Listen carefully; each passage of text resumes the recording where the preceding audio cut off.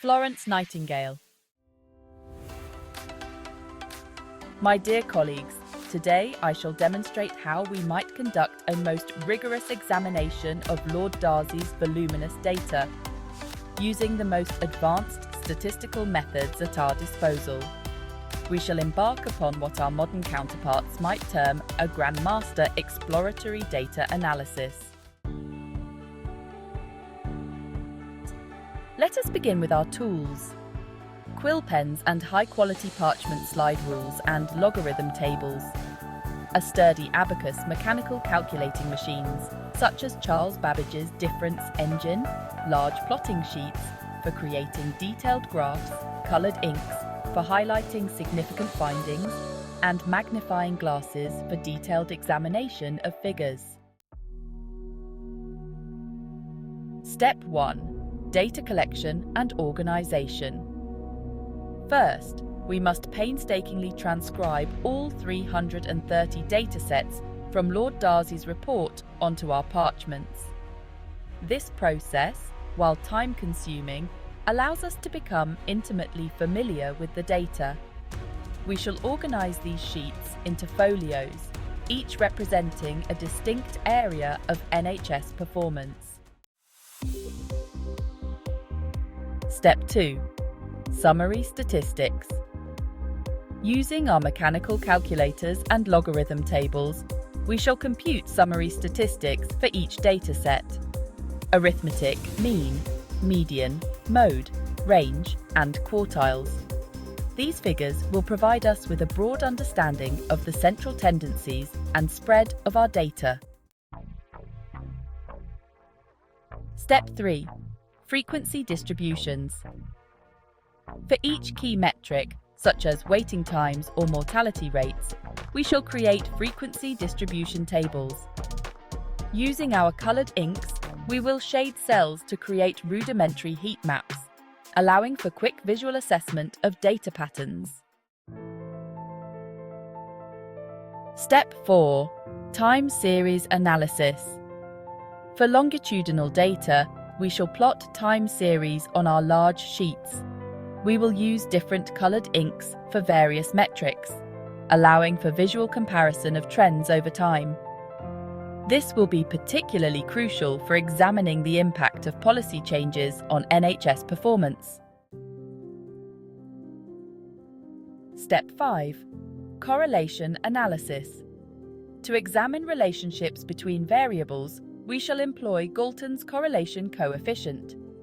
This will require extensive calculations using our slide rules and logarithm tables. We will create a correlation matrix, shading cells based on the strength of relationships. Step 6. Data visualization. Now, we come to the heart of our analysis: data visualization. We shall employ several techniques. First, line graphs for time series data, showing trends in waiting times, staffing levels, and budgets. Next, bar charts to compare performance across different NHS trusts or regions. Then, pie charts to illustrate proportions, such as budget allocation or causes of mortality. Scatter plots will help us visualize relationships between variables, such as funding and performance metrics.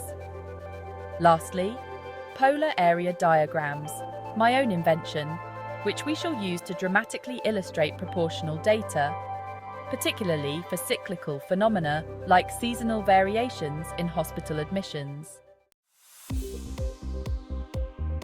Step 7. Statistical hypothesis testing. While our modern counterparts have sophisticated tests, we shall rely on Pearson's chi-squared test to examine whether observed frequencies differ significantly from expected frequencies. This will be particularly useful in analysing mortality rates across different hospital wards. Step 8. Trend analysis. Using methods of least squares, we shall calculate lines of best fit for our time series data. This will allow us to project future trends in NHS performance, assuming current conditions persist. Step 9. Comparative analysis. We must not forget the importance of context. We shall compare our NHS data to similar statistics from other nations where available. This will require careful standardization of metrics to ensure fair comparisons. Step 10. Synthesis and interpretation. Finally, we must synthesize our findings into a coherent narrative. We shall create a series of annotated visualizations, each accompanied by detailed written analysis. Our goal is to transform raw numbers into actionable insights for policymakers. In conclusion, while our methods may seem archaic to modern eyes, the principles remain sound. We seek to uncover patterns, identify anomalies, and draw meaningful conclusions from complex data. Our GrandMaster EDA, though labour-intensive, will provide a comprehensive understanding of the NHS's current state and future trajectory. Remember, in the realm of healthcare, data are not mere numbers. They represent lives saved or lost. Let us approach this task with the utmost diligence and respect for the gravity of our purpose. Now, let us commence our analysis. The health of our nation hangs in the balance.